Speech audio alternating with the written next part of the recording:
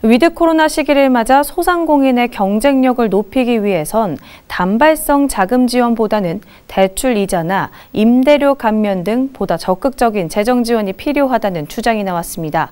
또한 디지털로 전환되는 유통 환경 변화에 걸맞는 정책 지원도 요구되고 있습니다. 임가영 기자가 보도합니다.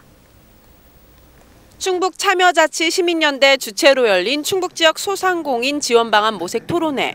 코로나19의 긴 터널을 지나 위드 코로나로 진입한 중요한 시기, 소상공인들의 실질적인 지원 방안 마련을 위해 전문가와 상인 등이 머리를 맞댔습니다.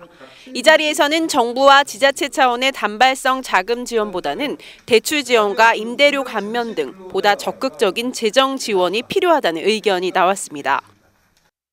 소상공인들이 부담했던 임대료라든가 인건비 이런 용도로 대출금이 사용되었을 때 대출금 상환을 면제한다든가 그런 식의 좀 정책이 시행되면 어떨까 그런 생각이 듭니다.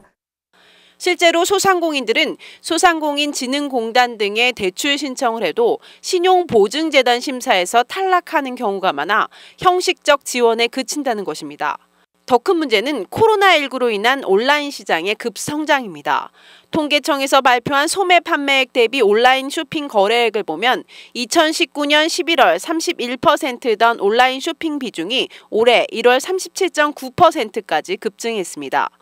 이 같은 유통 환경 변화에 따른 피해는 고스란히 소상공인들에게 돌아왔습니다.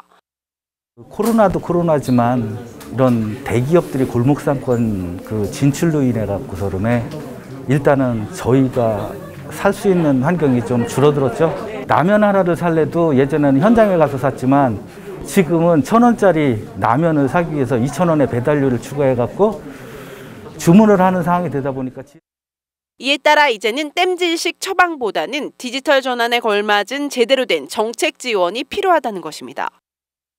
의회에서는요, 이미 골목상권, 그리고 전통시장, 그리고 소상공인, 그리고 상점가에 대한 조례는 다 마련되어 있습니다. 그래서 법적인 근거를 바탕으로 해서 어쨌든 도의 정책을 좀 강제해내고 좀 협조해 내도록 이렇게 하겠습니다.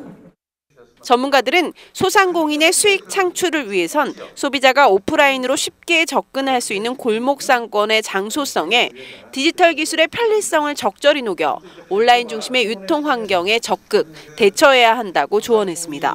HCN 뉴스 임가영입니다.